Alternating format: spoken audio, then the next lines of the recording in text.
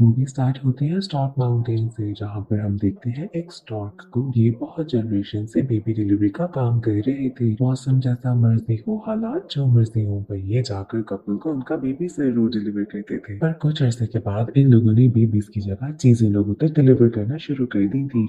यहाँ पर एक जूनियर नाम का स्टॉर्क था, जो कि बहुत ही कम अरसे में बहुत ज्यादा डिलीवरीज करने की वजह से cornerstore.com में बहुत जल्दी फेमस हो गया था। इतना फेमस होने के बाद भी जूनियर बिल्कुल अकेला था, क्योंकि ना उसके कोई दोस्त थे और ना ही फैमिली। एक दिन यहाँ का ओनर हंटर यहाँ पर जूनियर को बुलाता है और कहता है कि मेरी प्रमोशन होने वाली है और मेरी जगह खाली हो जाएगी। मैं सोच रहा हूँ तुम्हें यहाँ पर प्रमोट करके बुला लूँ। पूरी साल की जूनियर ने इतनी मेहनत इसी दिन के लिए की थी, क्योंकि यहाँ पर वो प्रमोशन चाहता था। यहाँ पर हंटर उसे बताता है कि उन्होंने बेबी डिलीवरी क्यों बंद कर दी थी, क्योंकि एक दिन जैस्पर नाम की एक स्टॉक को एक बेबी से प्यार हो गया था और उसने उसकी डिलीवरी नहीं की थी। बाकी सारे स्टॉक्स ने जैस्पर को समझाने की कोशिश की थी कि इस बेबी को जाकर डिलीवर कर आओ, और इस समय बेबी का एड्रेस वाला बीकन भी जैस्पर से टूट गया था, जिसके बाद वो घबरा कर वहां से भाग जाता है। और यहाँ पर फिर इन सब लोगों को उस बेबी को अडॉप्ट करना पड़ता है। अब जबकि वो बेबी बड़ी होने वाली है, यानी कि 18 ईयर्स की, तो यहाँ पर हंटर जूनियर को एक टास्क देता है कि उस बेबी जिसका नाम ट्यूलिप है, तुम्हें उसे फायर करना होगा। इस टास्क को पूरा करने के बाद हंटर की पोजीशन यहाँ पर जूनियर की हो जानी थी। जूनियर इस टास्क के लिए हाँ कर देता है, बट वो दिल का बहुत ही ज्यादा साफ और अच्छा था, इसलिए उसके लिए ये टास्क को ज्यादा ही मुश्किल था। जूनियर जब ट्यूलिप के पास जाता है तो वो देखता है कि कुछ इक्विपमेंट के साथ वो नॉन फ्लाइंग बर्ड के साथ उड़ रही है, और यहाँ पर इक्विपमेंट में कोई फॉल्ट आता है और वहाँ पे बहुत ज्यादा तबाही हो जाती है। यहाँ पर जूनियर के पास परफेक्ट मौका था कि वो ट्यूलिप को यहाँ पर फायर कर दे, बट वो ऐसा नहीं कर पाता और ट्यूलिप को लेकर लेटर डिलीवरी डिपार्टमेंट में पहुंच जाता है। जूनियर ट्यूलिप को कहता है कि अब से तुम्हारी जॉब यही है और तुम यहाँ से बाहर नहीं निकल सकती। ऐसा करके वो एक तीर से दो शिकार करना चाह रहा था, कि वो जाकर हंटर को बताए कि उसने ट्यूलिप को फायर कर दिया है और ट्यूलिप के पास जॉब भी होगी। अब यहाँ से सीन शिफ्ट होता है नेट नामी एक बच्चे पर, जो कि अकेला खेलता रहता था पूरे दिन। उसके दोनों पेरेंट्स काम करते थे, जिसकी वजह से वो नेट पर ज्यादा ध्यान नहीं दे पाते थे, ना ही उनके पास नेट के लिए टाइम था।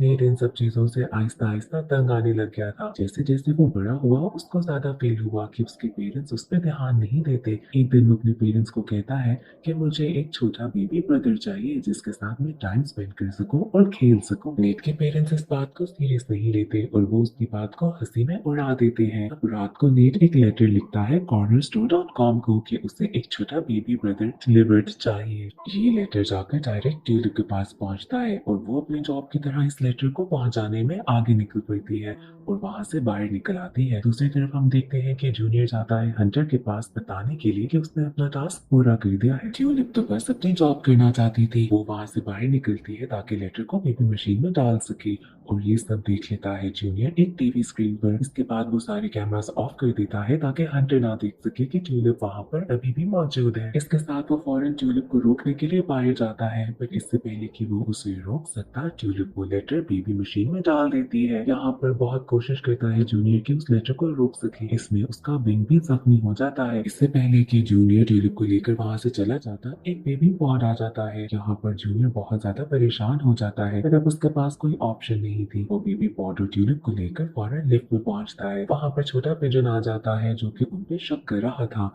अब इससे पहले कि जूनियर की सारी मेहनत जाया हो जाती, वो ट्यूलिप और बेबी पॉड को लेकर उसके ऑफिस में पहुंचता है ताकि कोई देख ना सके। यहाँ पर जूनियर प्लान करता है कि वो अपनी बॉस बनने की सेरेमनी से पहले ही बेबी डिलीवर कर देगा, ताकि उसकी जॉब खराब ना हो। जूनियर ट्यूलिप को मना करता है कि बेबी को मत देखना, क्योंकि उसको याद आ जाता है कि कैसे जैस्पर ने बेबी की क्यूटनेस की वजह से सारा काम खराब कर दिया था। अब यहाँ पर वो कोशिश करता है कि बेबी पॉड के साथ उड़ जाए, पर उसका विंग तो खराब था।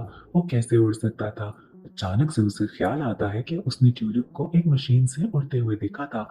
ट्यूलिप उसे मना करती है कि इस मशीन के साथ तुम नहीं उड़ो, क्योंकि उसके प्लान्स कुछ और थे। ट्यूलिप जब बेबी को देखती है तो उसको रियलाइज होता है कि इसको उसके घर तक पहुंचाना बहुत जरूरी है, जिसके बाद वो मान जाती है और उस मशीन में जूनियर के साथ बेबी को पहुंचाने के लिए रेडी हो जाती है। ये सब जैस्पर देख लेता है और उनको फॉलो करने लगता है। दूसरी तरफ हम देखते हैं नेट को, जो पहले ही अपनी बेबी ब्रदर के आने की तैयारियां कर रहा है। नेट के फादर जब नेट से पूछते हैं कि तुम क्या कर रहे हो, तो वो बताता है कि मैं अपने बेबी ब्रदर के आने की तैयारियां कर रहा हूँ।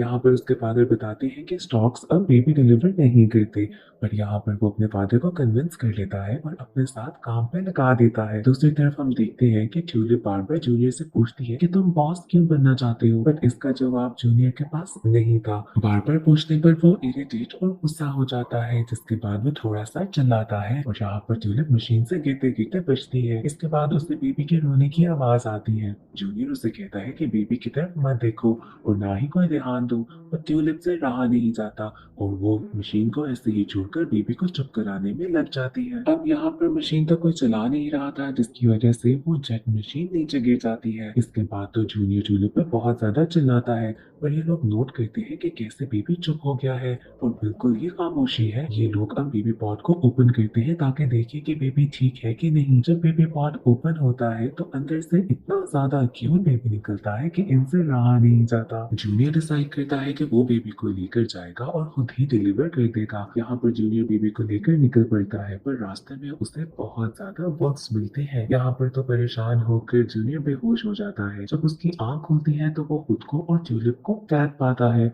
और देखता है कि कैसे सारे वुल्व्स उस बेबी को खाने का प्लान बना रहे हैं। तो जब सारे वुल्व्स उस बेबी को देखते हैं तो वो भी उसकी क्यूटनेस के पीछे पागल हो जाते हैं और सोचते हैं कि इस बेबी को हम अपने पास ही रखेंगे। अब बेबी पीछे से रो रहा था और वो सबने डिस्कशन कर रहे थे। कभी कभी वो एक दूसरे को मारने भी लग जाते थे और ट्यूलिप नोट करती है कि जब वो एक दूसरे को मारते हैं तो बेबी हंसता है, जिसका फायदा उठाते हुए वो जूनियर को एक दफा मारती है और बेबी रोते रोते चुप हो जाता है। अब ऐसे ही सारे वुल्व्स को हाथों में लगाकर वो एक दूसरे को खुलवा लेते हैं, जिसके बाद वो बेबी को लेकर वहां से भागने लगते हैं। पर यहाँ पर वुल्व्स ऐसे इतने क्यूट बेबी को छोड़ने तो वाले नहीं थे, वो भी इनका पीछा करने लगते हैं। ये लोग एक ब्रिज क्रॉस करते हैं और यहाँ पर जूनियर उस ब्रिज को तोड़ देता है ताकि वुल्व्स वहां तक पहुंच ना सके। बट ये वुल्फ भी बहुत चालाक थे, वो एक दूसरे की मदद करते हुए एक ब्रिज बनाते हैं और वहां पर दूसरी तरफ पहुंच जाते हैं और इनका पीछा करने लगते हैं। यहाँ पर हम देखते हैं कि कभी ये लोग पानी में बोट बना लेते हैं तो कभी यहाँ पर सबमरीन। वुल्व्स तो बहुत बुरी तरीके से इनके हाथ धोकर पीछे पड़ गए थे। अब ट्यूलिप और जूनियर बहुत मुश्किल से अपनी शिप तक पहुंच नहीं वाले थे। वुल्व्स अब भी इनके पीछे थे। यहाँ पर आइस क्रैक करती है और ट्यूलिप नीचे गिरने वाली थी। यहाँ पर जूनियर सोचता है कि मैं ट्यूलिप को छोड़कर बेबी को डिलीवर करने के लिए चला जाता हूँ, बट क्योंकि उसका दिल बहुत अच्छा था वो ऐसा नहीं कर पाता और एंड टाइम पे आकर जूनियर ट्यूलिप को बचा लेता है। ये लोग अपनी मशीन को एक बोट बना के पानी में चले जाते हैं, जहाँ पर पीछे पीछे सारे वुल्व्स खुद को एक प्लेन बनाकर इनके पीछे आने लगती है। पर जाहिर है इनको उड़ना तो आता नहीं था और ये सब पानी में गिर जाते हैं। ऐसे ही फाइनली इनकी जान इन वुल्व्स से छूट जाती है। दूसरी तरफ हम देखते हैं कि नीट की मॉम जब देखती है कि कैसे नीट और उसके फादर पूरी रूफ टॉप को खराब कर रहे हैं ताकि एक स्टॉक आकर बेबी डिलीवर करे, तो वो उसके फादर को रोकती है कि ऐसे नहीं करना चाहिए। यहाँ पर नीट के फादर उसकी मॉम को समझाते हैं कि हम अपने बेबी को बहुत निग्लेक्ट कर रहे हैं और ये टाइम वापस नहीं आने वाला, हमें उसके साथ बहुत ज्यादा टाइम स्पेंड करना चाहिए। जिसके बाद नीट की मॉम भी उनके साथ लग जाती है काम पे। दूसरी तरफ बेबी अब बहुत ज्यादा रोने लगता है। ट्यूलिप बहुत कोशिश करती है कि बेबी को किसी तरीके से चुप करा दे, पर वो नहीं चुप करा पाती। इसके बाद जूनियर कुछ सिंगिंग करता है जिसकी वजह से बेबी चुप हो जाता है और यहाँ पर इनका बॉन्ड ग्रो करता है और ये दोनों एक दूसरे को पसंद करने लगते हैं। इस बॉन्ड को फील करते हुए जूनियर अचानक से थोड़ा डर जाता है और दूर चला जाता है। दूसरी तरफ हम उसी पिजन को देखते हैं जो पहले भी इनको एलिवेटर में मिला था और यहाँ पर वो पूरी तहकीक कर रहा था कि ये सब चल क्या रहा है। उसको पहले भी कुछ बेबी पाउडर मिला था जिससे उसका शक पूरा यकीन में बदलने वाला था और वो इनको फॉलो करने लग गया था। अब ये लोग रात के लिए स्टे करते हैं तो जूनियर दोबारा से ट्यूलिप को बताता है कि वो बॉस इसलिए बनना चाहता है क्योंकि वो बहुत अकेला फील करता है और ऐसे ही सब लोग उसकी बात मानेंगे और उसको इम्पोर्टेंस देंगे। अब जब ये लोग आपस में अपनी बातें शेयर कर ही रहे थे तो ट्यूलिप भी अपना सीक्रेट शेयर कर लेती है कि वो ये मशीन इसलिए बना रही थी ताकि वो भी अपने पेरेंट्स को ढूंढ सके। यहाँ पर उसको जूनियर कहता है कि ऐसा तो बिल्कुल पॉसिबल नहीं, क्योंकि एड्रेस बीकन टूटने के बाद हम तुम्हारे पेरेंट्स को ढूंढ नहीं सकते। यहाँ पर उसको ट्यूलिप एक छोटा सा पीस दिखाती है जो कि एड्रेस बीकन का ही था। ये उसके लिए एक छोटी सी की होप थी कि वो एक दिन अपने पेरेंट्स को ज़रूर ढूँढ लेगी, पर इस बेबी को देखने के बाद उसने सोचा कि इस मशीन को इस बेबी के लिए यूज़ कर लिया जाए और इसी को अपने पेरेंट्स तक पहुँचा लिया जाए। ये दोनों पूरी रात उस बेबी को सुलाने में गुज़ार देते हैं और एट लास्ट वो बेबी ट्यूलिप की गोद में सो जाता है। यहाँ पर वो पिजन इन सबको देख लेता है और ये सब कुछ जाकर हंटर को रिपोर्ट करता है। हंटर को तो जूनियर पर बहुत ही ज्यादा गुस्सा आता है कि उसने हंटर से झूठ बोला और ऐसे ही पिजन से खुश होकर वो उसको बॉस बनाने के बारे में सोचता है। हंटर प्लान करता है कि बेबी को डिलीवर होने से किसी भी तरीके से रोकना होगा।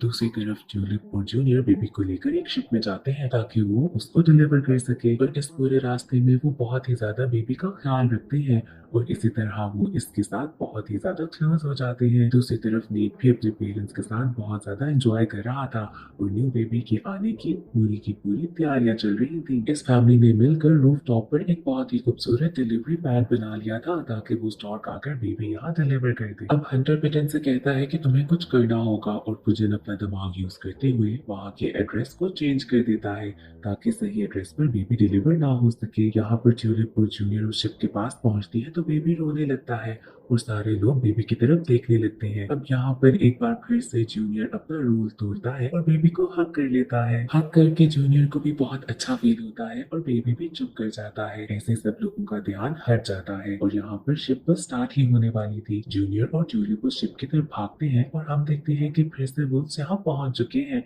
क्योंकि शायद बेबी के बहुत ही ज्यादा दीवाने हो गए थे वो। यहाँ पर ये दोनों शिप के एक रूम में जाते हैं जिसमें बहुत ही ज्यादा मिरर्स लगे थे। अब अचानक से ट्यूलिप को रियलाइज होता है कि स्टॉक्स तो मिरर्स देख ही नहीं सकते और वो बहुत ही मुश्किल से गाइड करते हुए जूनियर को अपने पास तक बुला लेती है और यहाँ पर भी विल्स इनके साथ पहुंच ही जाते हैं और इनको हर तरफ से घेर लेते हैं। अब यहाँ पर आता है जैस्पर जो इनकी मदद करता है सारे वुल्फ से लड़ने में और यहाँ पर जैस्पर इनको बताता है कि कैसे उस जगह से निकलने के बाद वो एड्रेस बीकन को पूरा करने में लग गया था और इतने सालों में एक एक करके सारे पीसेस उसने जोड़ लिए थे बट एक ही पीस मिसिंग है जो कि था ट्यूलिप के पास। ट्यूलिप उसको वो पीस देती है और एड्रेस बीकन जुड़ जाता है। अब ट्यूलिप के पास अपने घर का एड्रेस भी था। जैस्पर उसे कहता है कि तुम मेरे साथ चलो। जैस्पर चाहता था कि वो अपनी डिलीवरी कंप्लीट कर दे और ट्यूलिप को उसके घर तक पहुंचा दे। यहाँ पर जूनियर भी उसे कहता है कि तुम जैस्पर के साथ चली जाओ क्योंकि तुम अपनी फैमिली का बहुत सालों से वेट कर रही हो। इसके बाद ट्यूलिप जैस्पर के साथ अपने घर चली जाती है बट इससे पहले कि वो डोर बेल करती वहां पर उसको अचानक से दोबारा बेबी और जूनियर याद आता है और वो एक बार फिर से उनके पास भाग जाती है। दूसरी तरफ हम देखते हैं कि जूनियर और बेबी उस एड्रेस तक पहुंच गए हैं जो कि खैर चेंज था। जूनियर जब बेल रिंग करता है तो वहां पर उसे हंटर और वो पिजन मिलते हैं जिसके बाद वो दोनों मिलकर जूनियर को पकड़ लेते हैं। इसके बाद वो बेबी को दे देते हैं पेंगुइन्स को और बेबी वहां से चला जाता है। दूसरी तरफ हम देखते हैं कि नीट के घर में पुलिस ऑफिसर आता है और उनको कहता है कि अपने रूफटॉप से सारी चीजें हटा ले। यहाँ पर नीट बहुत उदास होता है और उसके पेरेंट्स उसे समझाते हैं कि कैसे बहुत सालों से स्टॉक्स ने बेबी डिलीवरी करना खत्म कर दी है। वो नीट को बताते हैं कि वो ये सब इसलिए कर रहे थे ताकि वो नीट के साथ टाइम स्पेंड कर सके क्योंकि वो उससे बहुत ज्यादा प्यार करते हैं। दूसरी तरफ ट्यूलिप जूनियर के पास पहुंच जाती है और उसको वहां से खोलकर ये दोनों निकलते हैं पेंगुइन्स के पास ताकि बेबी को बचा सके। वहां पर बहुत मुश्किल से पहुंचने के बाद वो लोग पेंगुइन से बहुत ही ज्यादा लड़ते हैं और एंड में बेबी को रेस्क्यू कर ही लेते हैं। ट्यूलिप जूनियर और बेबी स्टॉक कॉन पहुंचते हैं जहाँ पर बेबी की आवाज से सारे के सारे स्टॉक्स उनको घेर लेते हैं। ये हंटर की एक चाल थी और इस वजह से जूनियर को बहुत ही ज्यादा गुस्सा आता है और वो उस मशीन को ऑन कर लेता है जिसमें वो सारे लेटर्स थे जो कि लोगों ने बेबी डिलीवरी के लिए लिखे थे। इसके बाद बेबी मेकिंग मशीन ऑन हो जाती है और बहुत ही ज्यादा बेबीज उस मशीन से निकलने लगते हैं। अब हंटर जब ये सब कुछ देखता है तो वो एक बहुत ही बड़े रोबोट में बैठकर आ जाता है ताकि उस फैक्ट्री को खत्म कर सके, उस मशीन को तबाह कर दे ताकि और बेबीज ना बन सके। अब यहाँ पर एक अजीब सी फाइट स्टार्ट हो जाती है और इसमें एक रोबोट बेबी के पास आ जाता है जिसके साथ वो खेलने लगता है और ऐसे ही वो रिमोट था उस पूरी मशीन का जिसमें हंटर बैठा था और इसी तरीके से खेलते खेलते वो मशीन को कंट्रोल करते हुए बाहर फेंक देती है। इस तरह से कॉर्नर स्टोर का पूरा डिपार्टमेंट नीचे गिर जाता है माउंटेन से और वहाँ पे सिर्फ बेबी मेकिंग मशीन ही बचती है। अब यहाँ पर जूनियर सब स्टॉक्स को समझाता है कि उनका असल मकसद क्या था और वो सिर्फ और सिर्फ बेबी डिलीवरी ही था। जिसके बाद वो सारे स्टॉक्स को कहता है कि इन सब बेबीज को अपने अपने एड्रेस पर भेज दो। इसके बाद जूनियर उस छोटे बेबी को लेकर ट्यूलिप और जैस्पर के साथ उसके दिए गए एड्रेस पर जाती है ताकि बेबी डिलीवर कर सके। नीड की फैमिली उस बेबी को देखकर बहुत ही ज्यादा खुश होते हैं। इसके बाद सारे स्टॉक्स जाते हैं ट्यूलिप को उसके घर छोड़ने के लिए। ट्यूलिप यहाँ पे बहुत ज्यादा डर रही थी क्योंकि वो इतनी बड़ी हो चुकी थी और उसे डर था कि क्या उसकी फैमिली उसको प्यार करेगी। पर जब वो बेल रिंग करती है तो उसकी पूरी की पूरी फैमिली उसे बहुत ही वार्म वेलकम देती है। जिसके बाद इसी खूबसूरत सीन के साथ मूवी एंड हो जाती है।